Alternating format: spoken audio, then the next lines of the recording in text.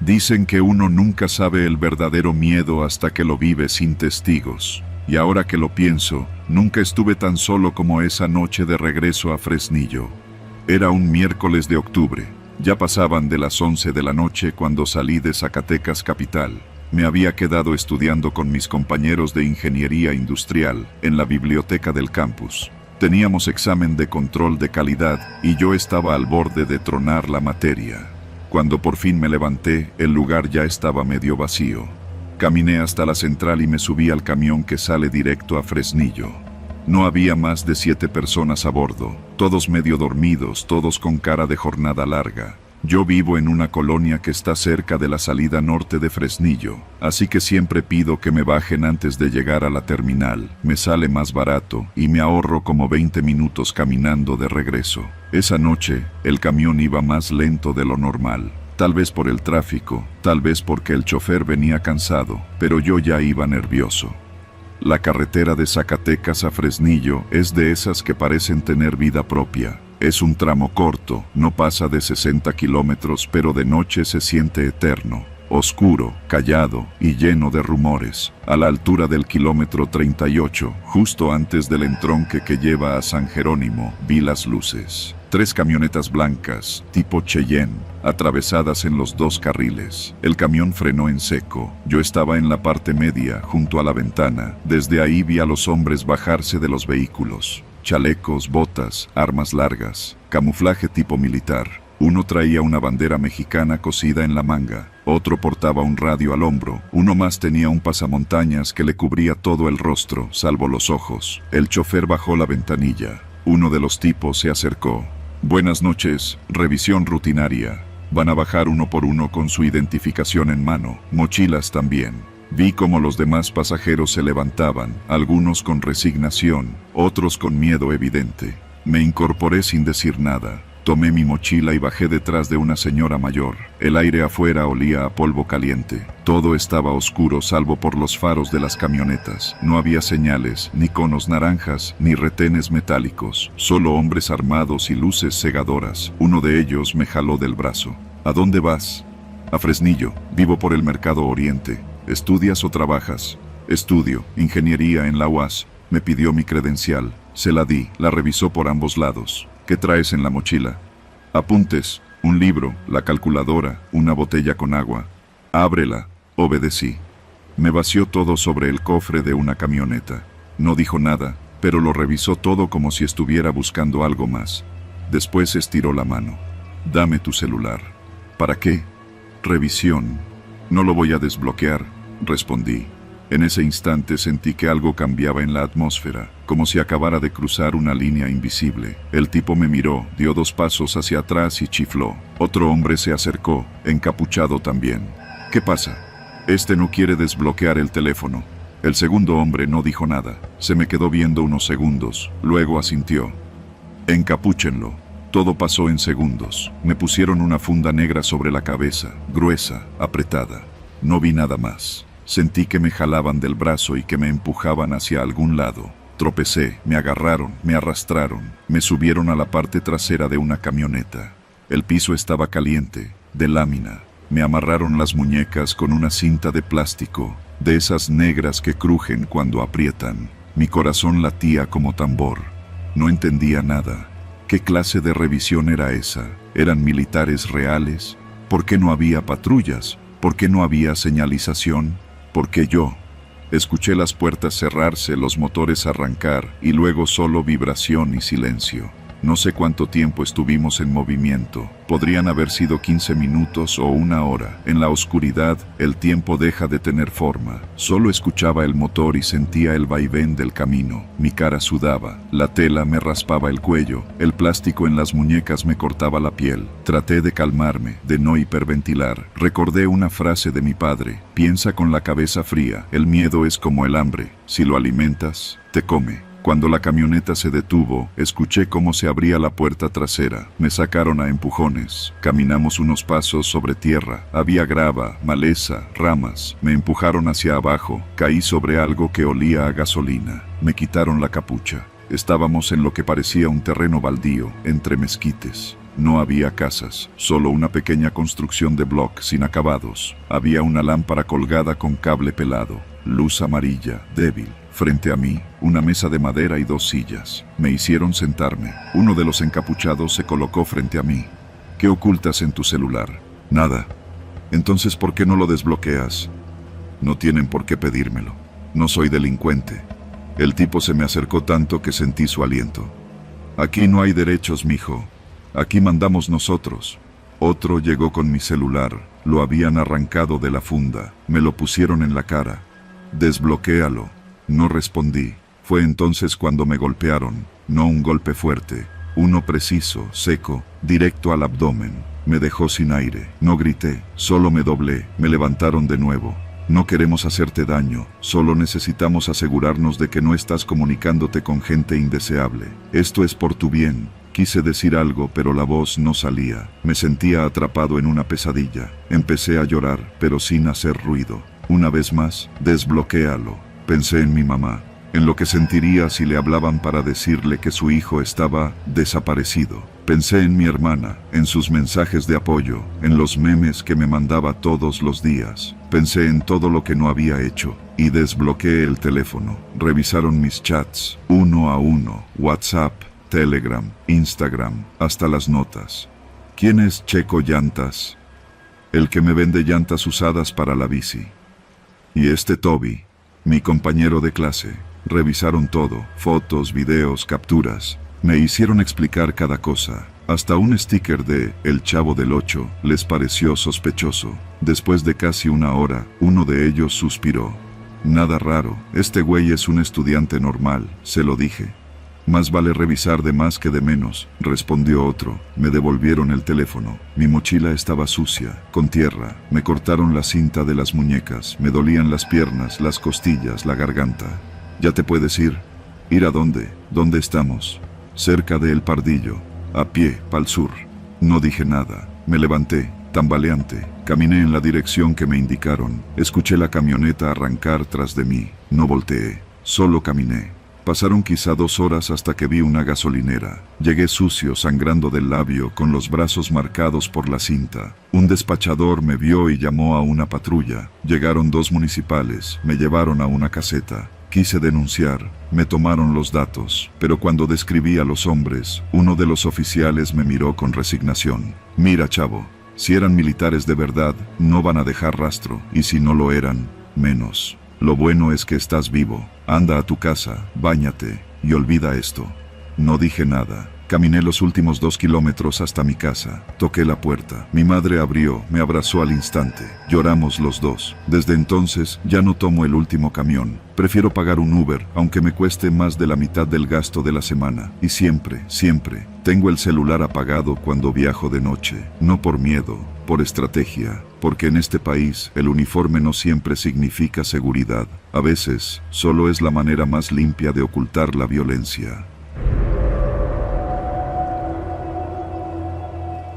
Mi nombre es Jimena Valenzuela. Tengo 27 años y soy profesora de primaria en Guadalupe, pero crecí en Fresnillo, en el fraccionamiento Abel Dávila García. Me fui cuando tenía 18, con una beca para estudiar en Aguascalientes, y desde entonces solo regresaba en vacaciones o cuando las cosas se ponían difíciles para la familia. Como ahora, mi hermano se llama Omar, tiene 31 y desde hace 5 años manejaba una combi de la ruta San Joaquín, Mercado Oriente. Era una de esas rutas con trayectos largos, con paradas por colonias que no aparecen ni en Google Maps y con calles que cambian de nombre sin aviso. Ganaba apenas lo justo, pero no le molestaba. Decía que al menos era dueño de su tiempo. La última vez que hablé con él fue un jueves, cerca de las 8 de la noche. Me mandó un audio por WhatsApp.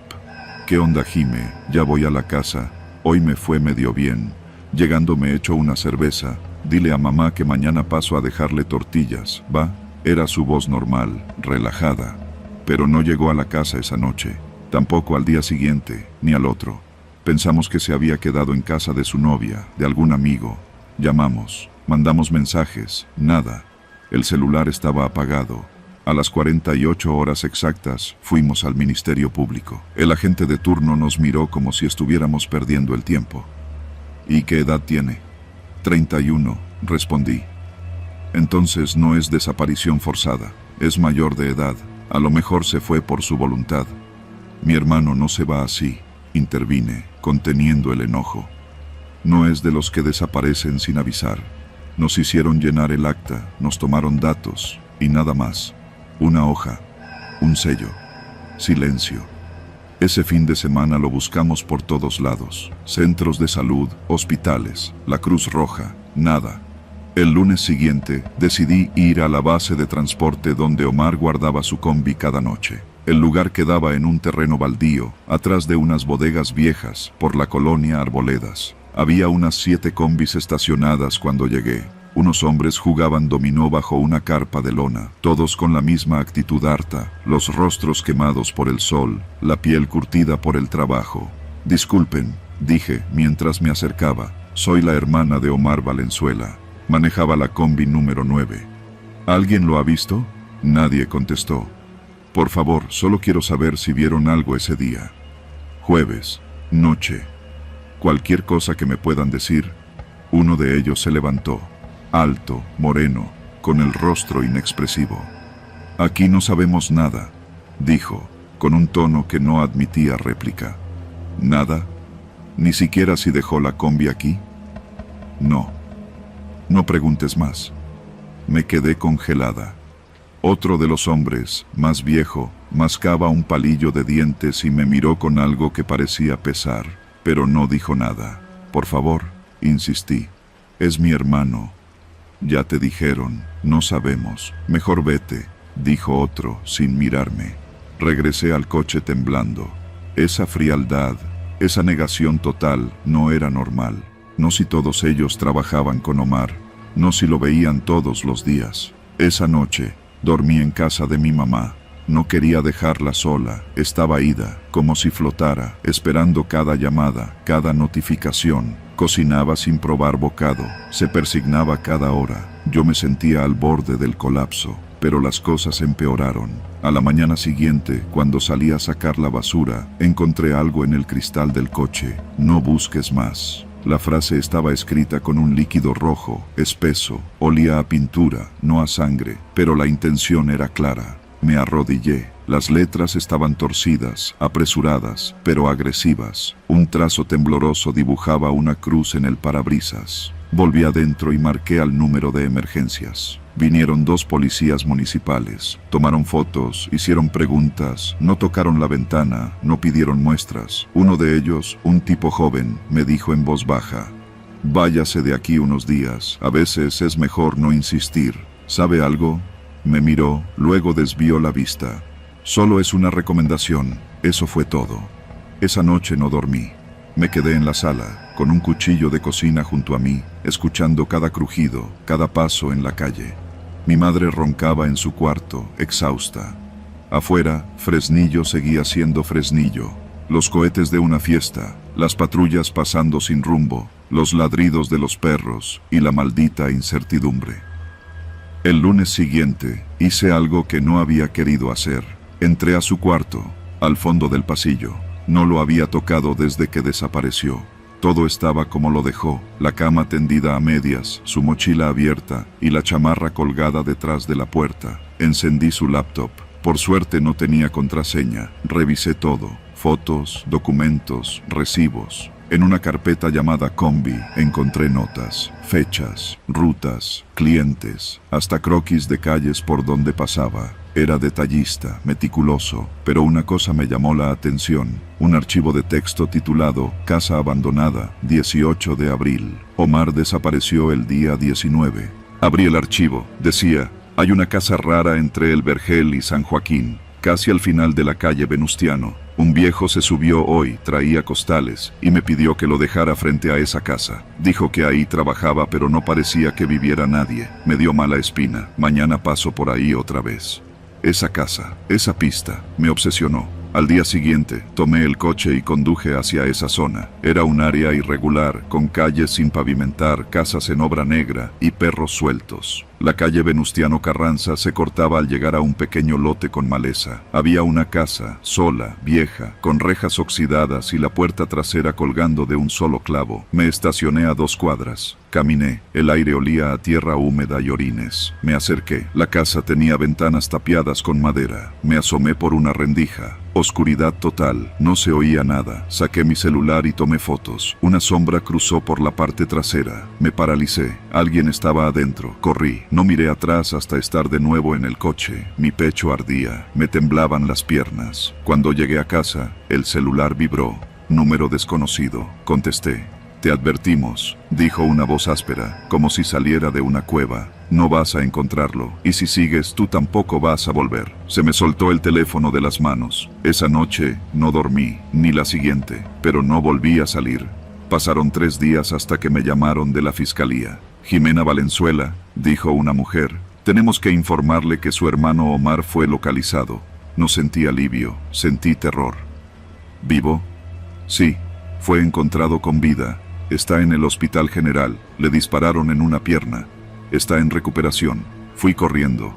Lo encontré dormido, sedado, con vendas en el muslo. Tenía hematomas en el rostro, marcas de golpes. No podía hablar bien, solo susurró. Fue la base, sabían cosas. Me llevaron ahí. Lloré, no por el alivio, sino por todo lo que le habían hecho. Nunca supimos toda la historia. Dijeron que lo habían dejado abandonado en una carretera, que un trailero lo encontró. Omar no quiso hablar más. Tenía miedo, mucho miedo. Nos fuimos de Fresnillo 3 días después. Dejamos la casa, la combi, todo. Hoy vivimos en Aguascalientes. A escondidas, a medias. Porque cuando preguntas lo que no debes en Fresnillo, alguien te encuentra. Y cuando te escriben, no busques más. No es una sugerencia, es una orden. Nunca imaginé que abrir un café en mi ciudad terminaría por ponerme una pistola en la cabeza. Y no hablo en sentido figurado. Me llamo Julián Ortega. Nací y crecí en Fresnillo, Zacatecas. Tengo 28 años, una licenciatura en Administración de Empresas y una deuda de 180,000 pesos con el banco. Todo por el sueño de levantar algo propio. Nunca quise irme al norte, ni a Estados Unidos, ni a Monterrey como hicieron mis primos. Me aferré a quedarme, a ponerle nombre y café de altura a una esquina olvidada del centro. El local lo encontré de milagro, una antigua papelería frente a la plaza de armas, cerrada desde antes de la pandemia. Tenía muros gruesos, piso de mosaico viejo y una pequeña bodega al fondo que remodelé para convertir en cocina. Me tardé 5 meses entre trámites, permisos y adaptar lo que pude con lo que me prestó mi madre y lo poco que tenía ahorrado. El nombre se lo puso mi hermana, Café Horizonte. La inauguración fue sencilla. Un viernes por la mañana, regalé pan dulce, puse música suave y colgué unas luces cálidas sobre la barra. Durante ese primer fin de semana, todo parecía un milagro. Llegaron estudiantes del TEC, oficinistas, una señora con sus nietos. El aroma del espresso llenaba el aire y por un momento sentí que todo el esfuerzo había valido la pena. Durante ese primer mes, trabajaba yo solo con ayuda de mi compa Memo, un ex compañero de la prepa que se ofreció a echarme la mano por las tardes.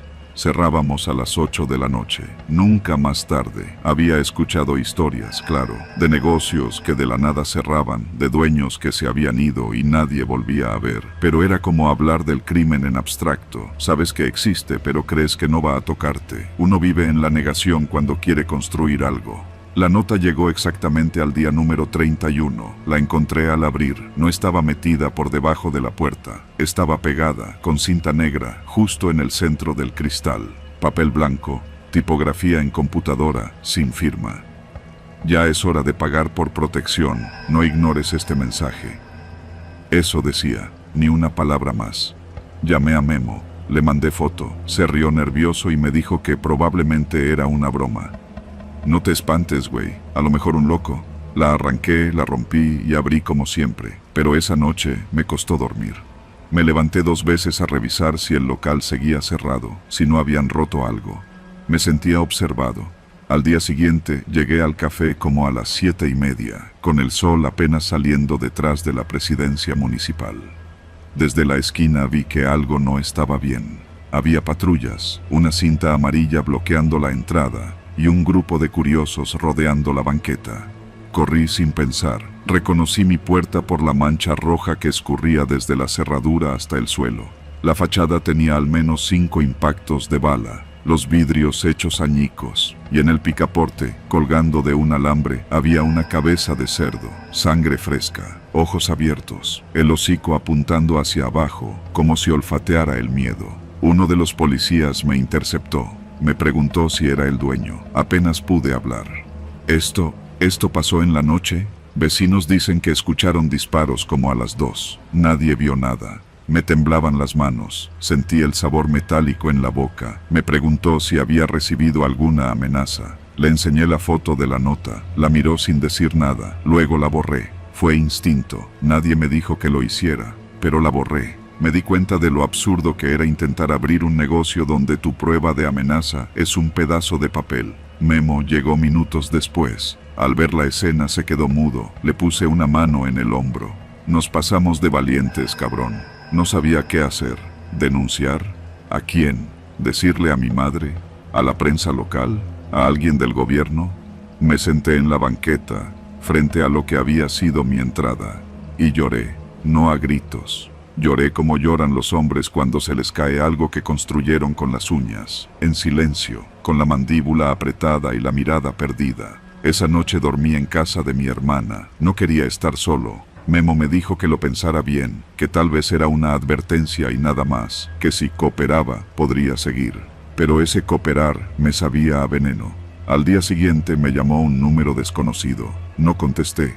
Luego otro. El tercero fue un mensaje de texto. No seas terco. La próxima no es aviso. Tienes hasta el lunes para llamar. No respondí.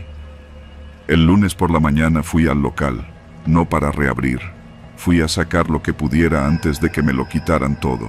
Guardé la cafetera, los sacos de grano, los frascos de vidrio, el microondas, las tazas que me había dado mi abuela. Mientras empacaba, se asomó un hombre desde la acera de enfrente. No dijo nada, solo me miró. Era alto, delgado, con una chamarra negra sin marcas. Cuando terminé, él ya no estaba. La cortina metálica bajó por última vez ese mediodía. El letrero de Café Horizonte lo arranqué con rabia. Lo rompí en 2. No quería dejar huella, ni rastro. En las semanas que siguieron, otros 2 negocios cercanos cerraron también.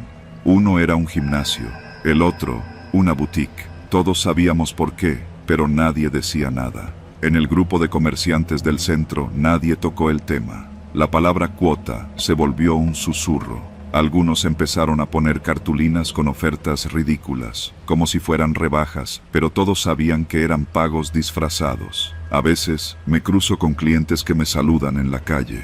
¿Cuándo vuelve el café?, me preguntan. Les sonrío. Digo que estoy buscando otro lugar, que ya volverá, pero es mentira.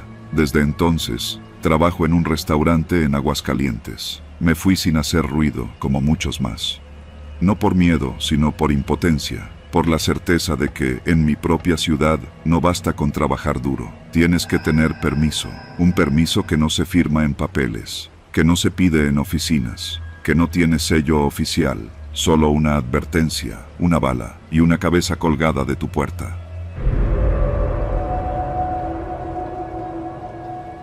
No fue mi primera visita a Fresnillo, pero sí la más larga. Esa vez me quedé una semana entera con mi abuela en la colonia industrial, en la parte alta de la ciudad, donde las calles parecen haber sido trazadas con la punta de un machete, y las casas de tabique rojo miran hacia abajo como testigos resignados. Mi abuela se llama Magdalena. Tiene más de 70 años, pero su cabeza sigue tan lúcida como cuando me ayudaba con las tablas de multiplicar en primaria. Siempre ha vivido sola, pero últimamente mi mamá no se quedaba tranquila, así que aprovechando las vacaciones, le prometí cuidarla unos días. La rutina era simple: hacerle el mandado, acompañarla a la clínica del IMSS cuando tocaba revisión y ayudarle con el gas o la basura. En las tardes me daba chance de salir a caminar. Me gustaba andar por las partes altas, tomar fotos del atardecer desde las lomas. Parecía otro mundo, uno más callado, más seco. Lo único que me incomodaba era que en algunas calles no se oía ni un perro. Nadie hablaba, nadie barría el frente de su casa. La gente en esa zona aprendió a no mirar. La noche del viernes cometí el peor error de mi vida. Me había quedado dormido viendo una película en el celular, con los audífonos puestos. Desperté cerca de las 3 de la madrugada con una sed insoportable. La casa de mi abuela no tenía garrafón en la cocina, solo botellas en el cuarto de lavado, que está afuera, cruzando un pasillo. Me levanté, tomé las llaves y salí al patio sin hacer ruido. Al regresar, noté algo extraño. El cerro, ese que se ve desde el traspatio, tenía luces donde no debería, como linternas moviéndose. Me pareció raro. Me quedé unos segundos mirando y, por puro impulso, agarré una chamarra, el celular y salí a la calle. Quería subir a una loma cercana desde donde se veía todo. Una tontería, lo sé ahora, pero en ese momento solo pensaba en la foto perfecta. Me metí por una calle sin nombre, entre casas inacabadas y una obra negra abandonada.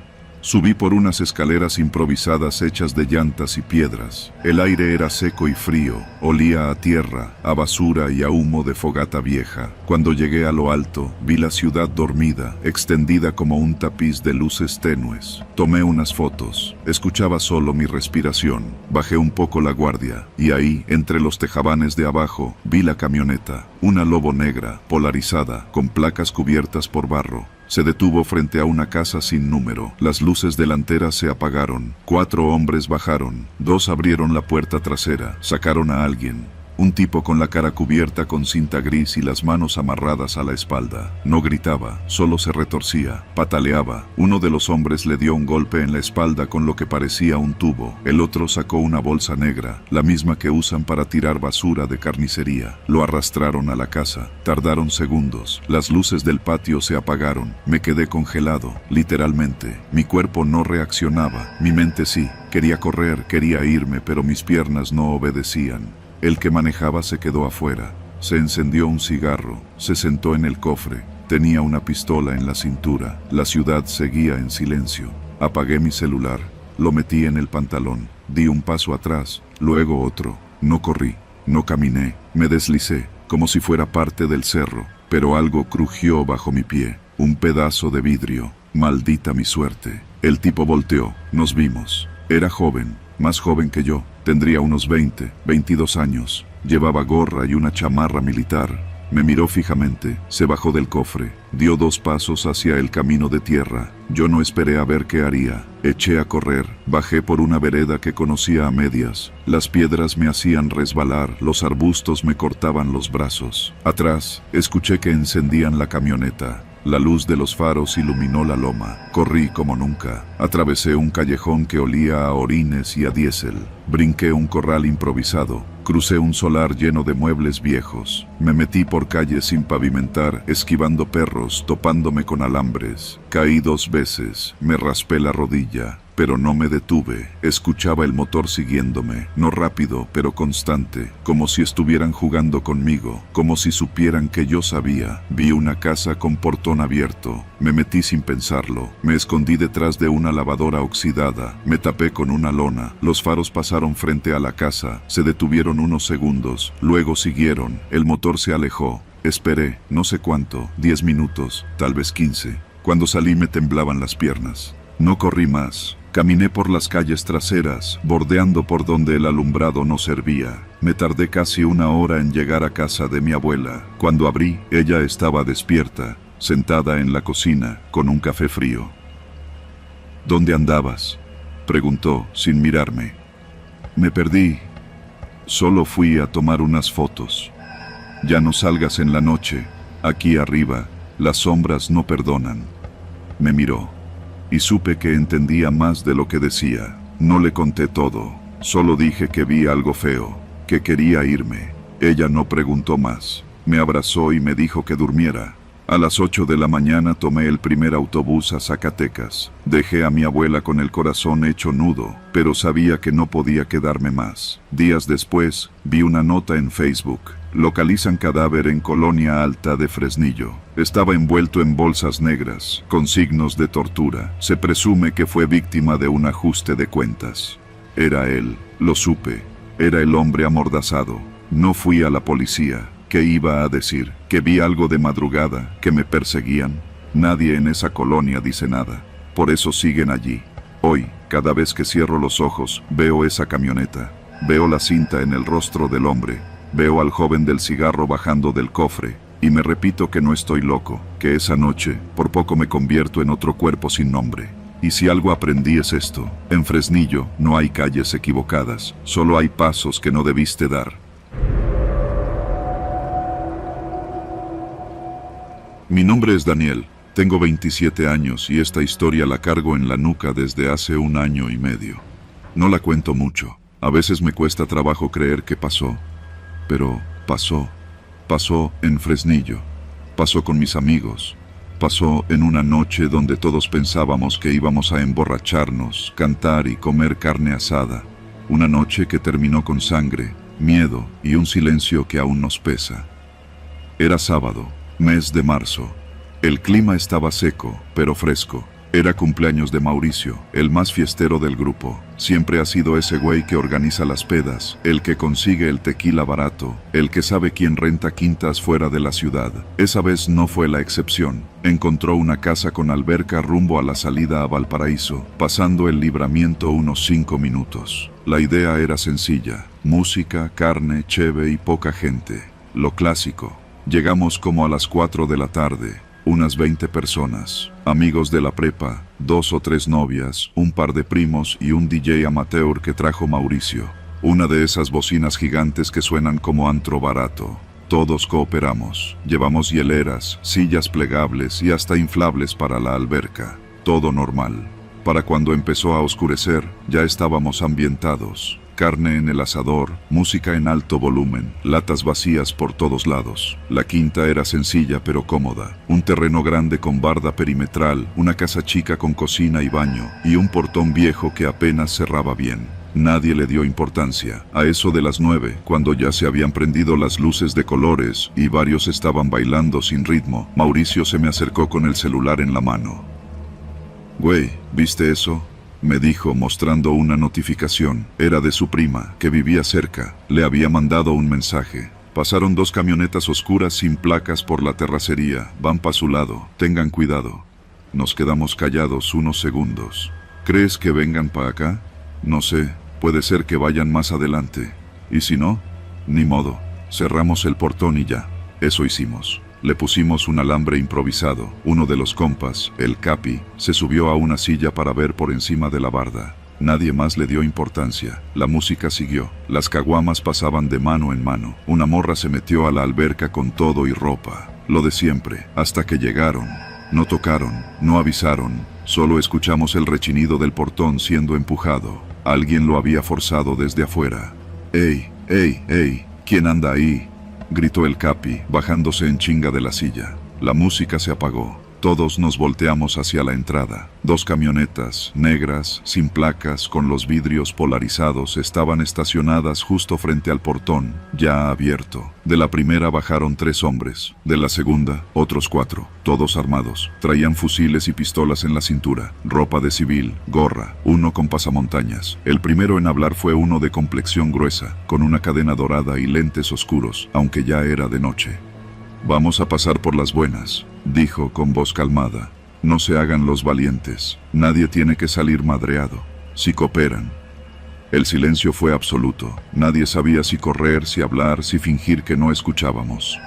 «Todos al suelo. Teléfonos al centro. Ya», gritó otro, joven, con voz rasposa. Obedecimos. En segundos, todos estábamos de rodillas o acostados, temblando, uno por uno. Nos quitaron los celulares, las carteras, las llaves de los coches, los tenis, lo que traíamos encima. No decían por qué, no preguntaban nombres, solo revisaban bolsillos, mochilas, hieleras, se llevaban lo que querían. Uno vació una botella de Buchanan's y luego la aventó al pasto, riéndose. «Pinche chupe barato, con razón están tan jodidos». Nadie contestó, nadie respiraba. La novia de Rodrigo se echó a llorar. Uno se le acercó y le dijo al oído: «Si sigues chillando te meto a la casa y te callas allá adentro». Ella se quedó quieta. Yo veía todo desde el suelo, con la cara hacia la tierra. Vi como uno pateó a Mauricio en la espalda sin razón. Otro tomó al DJ del cuello de la camiseta y lo empujó contra la pared. ¿Tú pones la música? ¿Dónde tienes la consola?, preguntó burlándose. Ahí, en la mesa, respondió él, con voz apenas audible. El tipo tomó el controlador y lo pisoteó. Pinches ruidosos. Hasta allá se escuchaba su cagadero. Se reían entre ellos. De repente, uno de ellos encendió una lámpara grande que traía en la camioneta y nos enfocó a todos. «Ahora todos van a cantar», gritó el de la cadena. «Una por una. Si no se la saben, se la inventan. Aquí nadie se queda callado». Al principio pensamos que bromeaba, pero uno se negó y le soltaron un golpe con la cacha del arma en el hombro. «Canta, cabrón, canta. El que no canta se va a dormir con los perros». Cantamos. Canciones de banda, de norteño, incluso el himno nacional. Lo que se nos venía a la mente. Nos humillaron, se burlaban, nos grababan con sus teléfonos. Decían que nos iban a subir a una página para que nuestros jefes supieran qué tan maricas eran sus hijos. No sabíamos cuánto tiempo había pasado. Quizá una hora, quizá más. Yo tenía la boca seca, la cabeza me zumbaba. En un momento, uno de ellos preguntó: «¿Cuál de estos es Mauricio?». Mauricio levantó la mano sin decir nada. El tipo se acercó. «¿Es tuya esta fiesta?». «Sí». «Pues muchas felicidades. Te ganaste el pastel». Y sin decir más, le estrelló un vaso de cerveza en la cara. Mauricio cayó al suelo. Le sangraba la ceja. Uno más le dio una patada. Luego rieron. Se tomaron una selfie junto a él. Después empezaron a hablar entre ellos. Discutían si se llevaban a alguien para diversión. Uno de ellos, el más joven, insistía. El que parecía tener más rango lo detuvo. «Ya hicimos suficiente. Vámonos antes de que se caliente esto». Recogieron sus cosas, se subieron a las camionetas. Pero antes de irse, el de la cadena nos dejó un mensaje. «Aquí no pasó nada, ¿sí?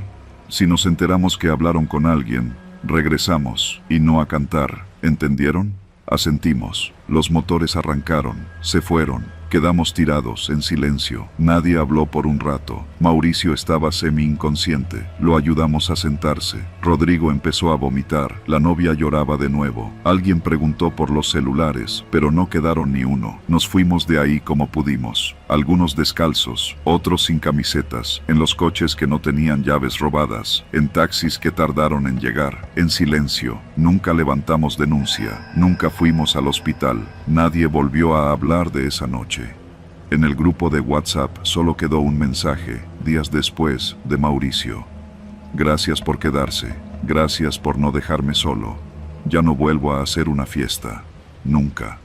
Y cumplió su palabra. Desde entonces, cuando alguien menciona hacer una peda en las afueras, yo invento excusas. No puedo, tengo chamba, ya será para la otra. Porque hay cosas que el alcohol no borra, y el miedo, ese no se va.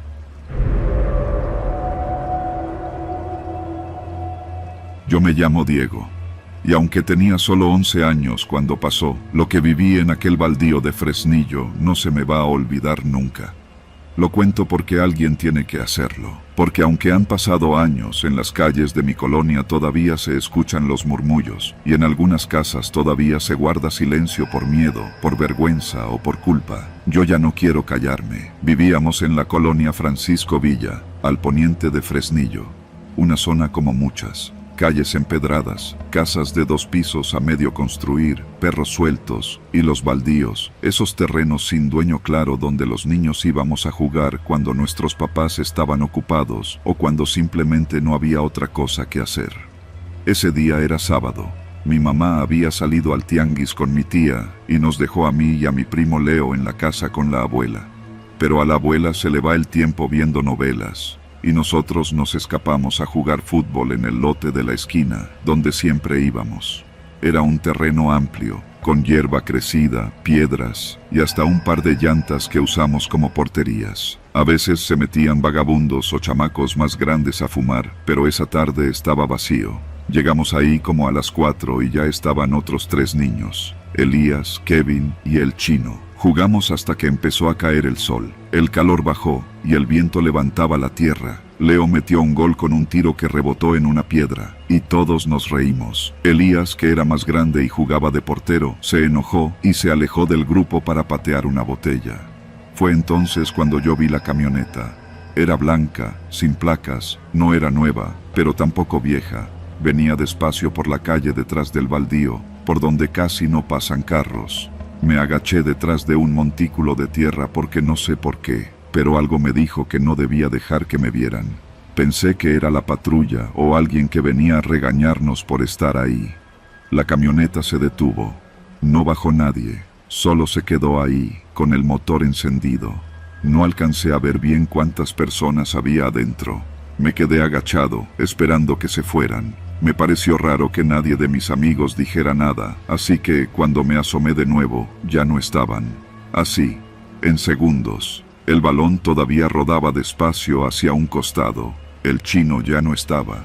Elías tampoco. Leo se había ido también. No había gritos, no hubo ruidos de pelea, ni llanto, solo silencio, como si alguien hubiera apagado el mundo.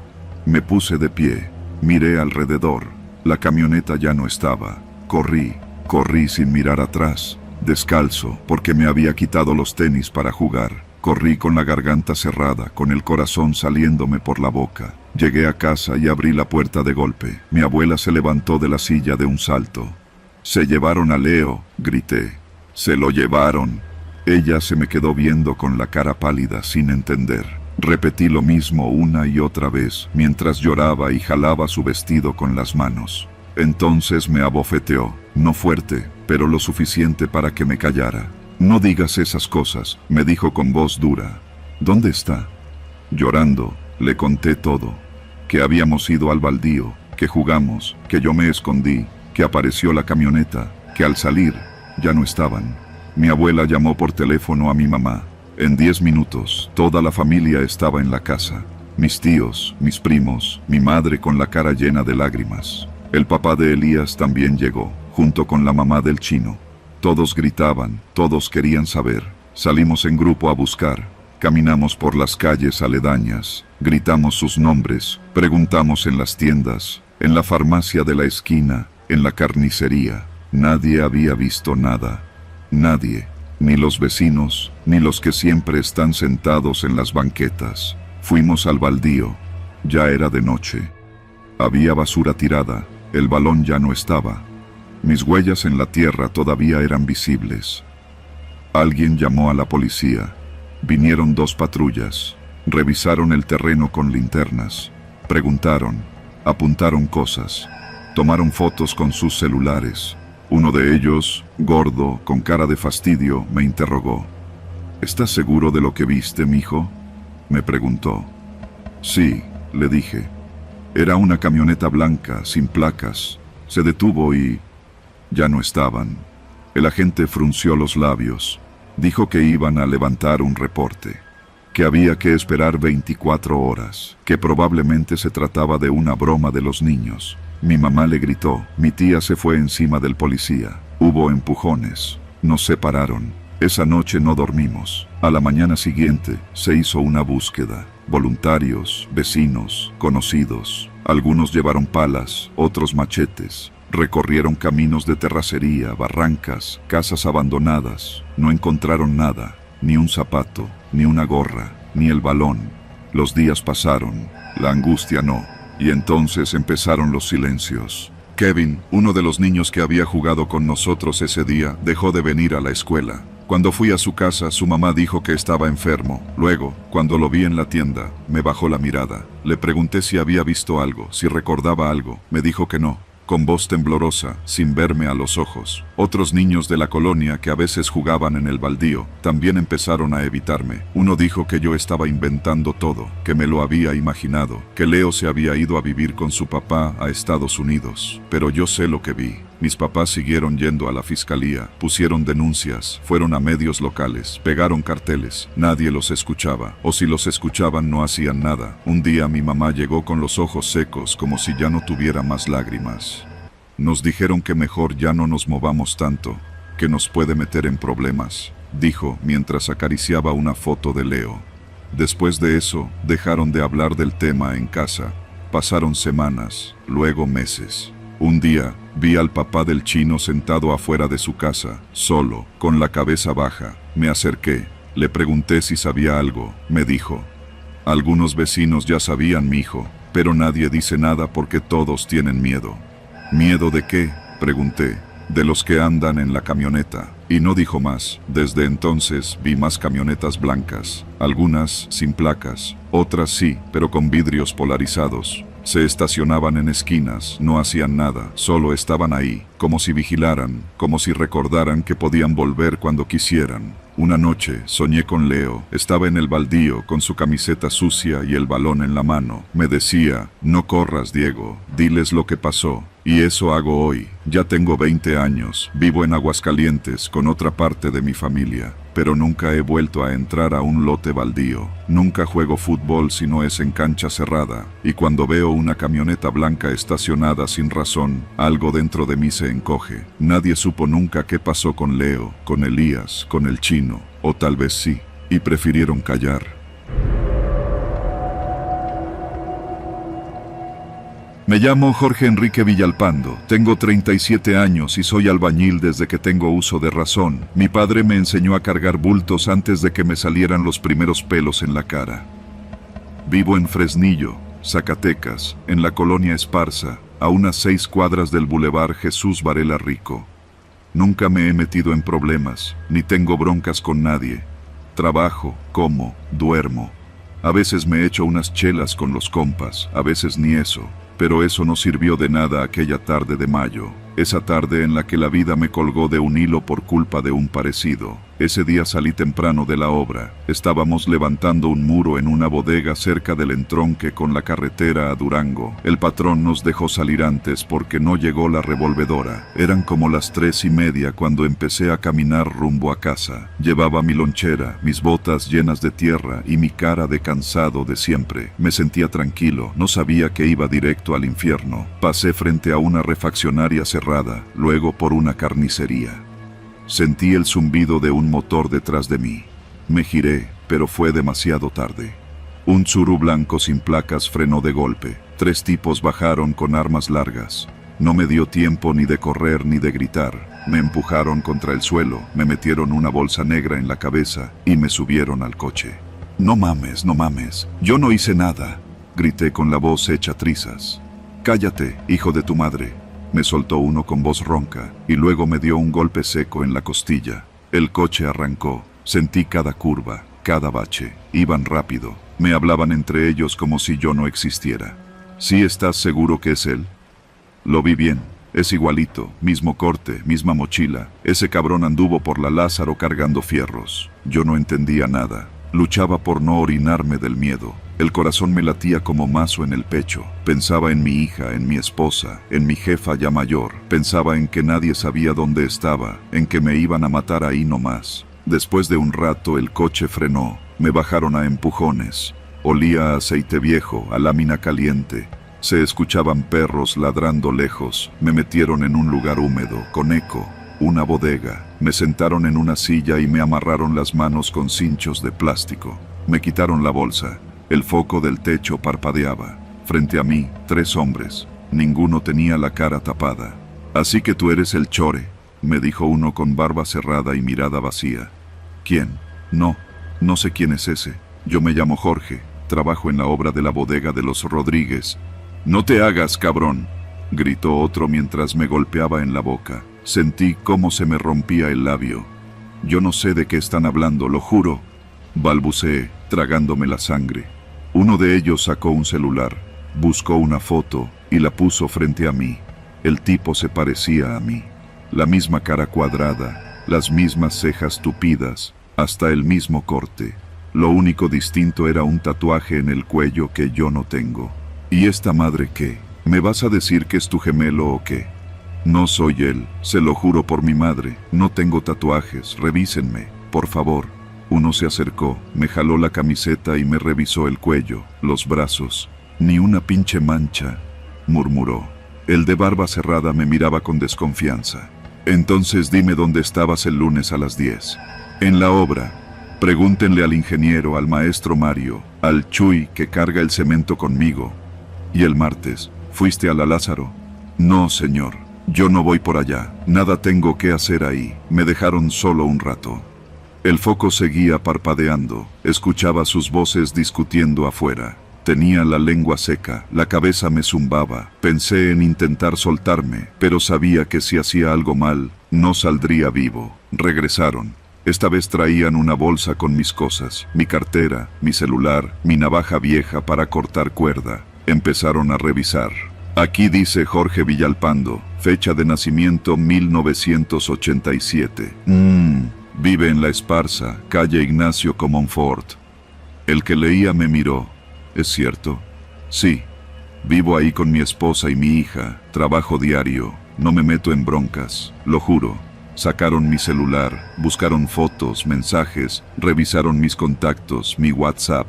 Pura cadena de oración, memes de albañiles y el grupo de obra Bodega Galletas, dijo uno riéndose. Se empezaron a ver entre ellos. Luego, el que parecía el jefe, dijo: «Te pareces un chingo, cabrón. Por eso te levantamos. El Chore está metido hasta el cuello. Ha tirado a 2 de los nuestros. Creíamos que eras él. Pero tú...». Me miró. «Tú solo eres un don nadie». «Gracias. Gracias por entender», dije con voz quebrada.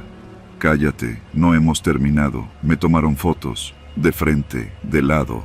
Me hicieron decir mi nombre completo en voz alta mientras me grababan. Dijeron que era por si las dudas. Luego uno trajo una botella de agua y me la aventó. Me mojé entero al intentar tomarla. El jefe me miró otra vez. «Te vamos a soltar, pero esto no se olvida.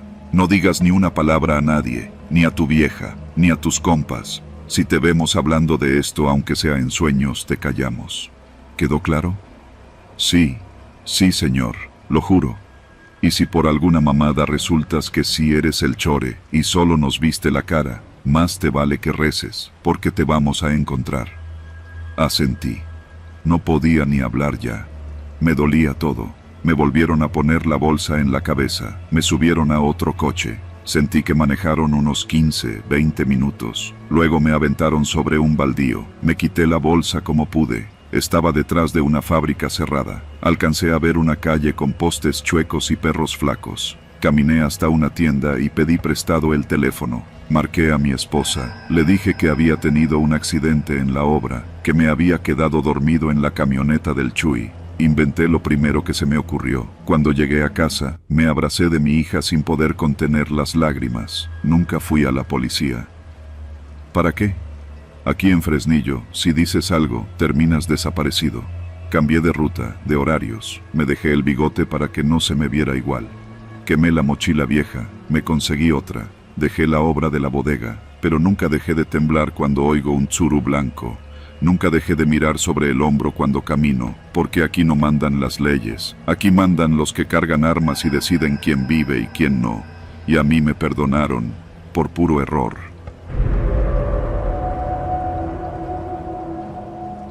Me llamo Saúl. Tengo 22 años y soy repartidor de tortillas desde que tenía 17. Mi jefe, don Hilario, tiene una tortillería que huele a maíz recién cocido desde que abren a las 6 de la mañana. Está sobre la avenida Huicot, en Fresnillo, en una esquina donde ya todos nos conocemos de tanto tiempo. Trabajo con una camioneta Nissan blanca, modelo viejo, sin logotipos ni rotulaciones, solo un toldo de lámina improvisado que cubre las charolas. Todos los días, desde las 6:30, empiezo con mis rutas: Las Arboledas, Plan de Ayala, San Joaquín, Colonia del Valle.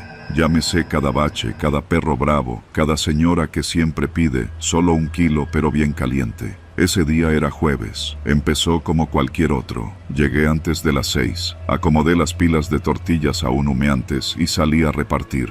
Todo iba normal hasta que pasadas las 10, cuando ya me quedaban pocos paquetes, me llamó don Hilario. «Oye, Saúl, ¿puedes hacer una entrega más? Es una dirección nueva, pero ya pagaron. Es en el fraccionamiento San Carlos. No me gustaba meterme a esa zona. Desde hace un tiempo se decía que ahí las cosas estaban movidas. Pero uno no puede darse el lujo de rechazar pedidos. Agarré el último paquete y me dirigí hacia allá. La dirección era calle Tulipanes, número 12. El sol ya pegaba fuerte y traía la camisa pegada al cuerpo por el sudor. Entré al fraccionamiento, que tenía caseta pero con la pluma abierta. Nadie vigilaba. Las calles estaban semivacías. Un perro callejero mordía una bolsa de basura y un niño jugaba solo en la banqueta. Busqué el número 12. Ahí estaba, una casa de 2 plantas, con ventanas enrejadas y una camioneta blanca igualita a la mía estacionada justo al frente. Mismo modelo, mismo toldo de lámina. Pensé, qué raro. Otro repartidor aquí. No había timbre. Toqué fuerte. Nadie contestó. Volví a tocar. Nada. Entonces me sonó el celular, un número desconocido. ¿Eres el repartidor? Sí. Métete a la camioneta, deja las tortillas ahí. Te dejo un billete debajo del tapete. ¿Perdón? Apúrate. Solo es dejarlo. Me urge. La voz era seca, autoritaria. Me pareció extraña, pero el hambre manda. Caminé hacia la camioneta que estaba frente a la casa. Estaba sin seguro. Abrí la puerta del copiloto. La peste me pegó de inmediato. Era como a humedad. Y otra cosa, como si algo se hubiera echado a perder bajo el sol.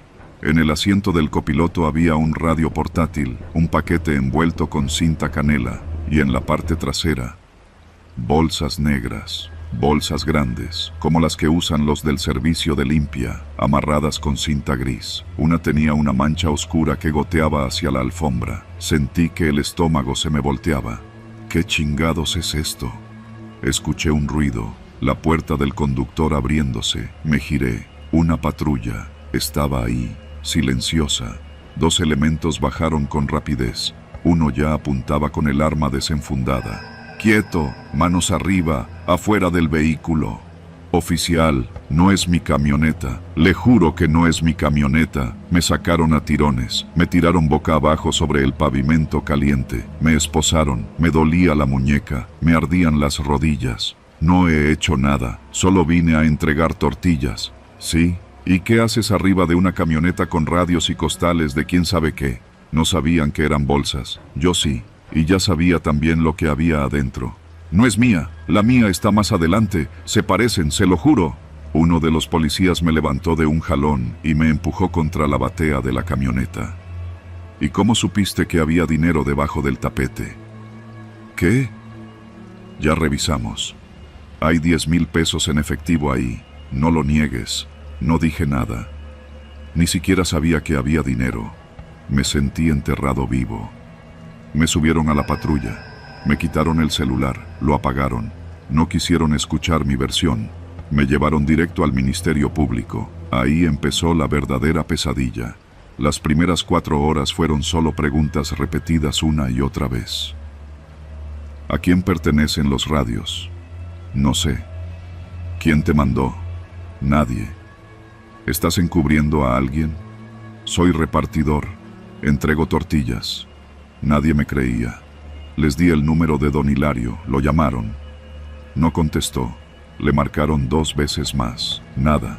Me dejaron en una celda. No había ventana, solo una banca de cemento. El calor era sofocante. No sabía ni qué hora era. Me temblaban las piernas, pero no de miedo, de impotencia. A la 4ª vez que me interrogaron, me mostraron una foto. La camioneta en la que me agarraron, junto con varias más, todas iguales.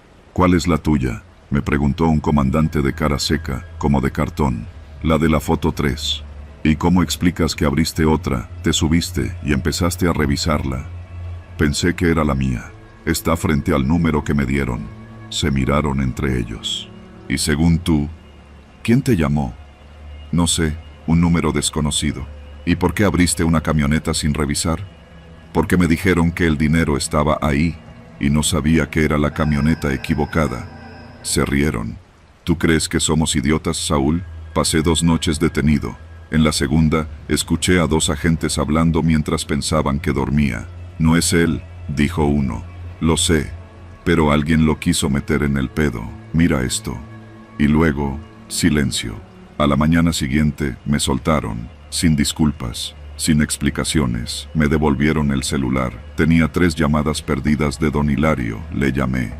Saúl, no mames, me enteré hasta ayer. Intenté hablar con la esposa del MP pero no me contestaban. Me fui a meter al edificio a gritos. Me recogió en la esquina, me compró un jugo, me pidió perdón, no lo culpé. ¿Qué podía hacer él? 2 semanas después, supe la verdad. Uno de los patrulleros que me detuvo fue asesinado. Lo encontraron en su auto, en un camino de terracería rumbo a Valparaíso. Le dejaron un mensaje clavado en el pecho, por entrometerse. Otra patrulla que había llegado al lugar también fue levantada. Nadie quiso hablar más del tema. La camioneta con las bolsas desapareció del corralón. Nadie supo quién la sacó.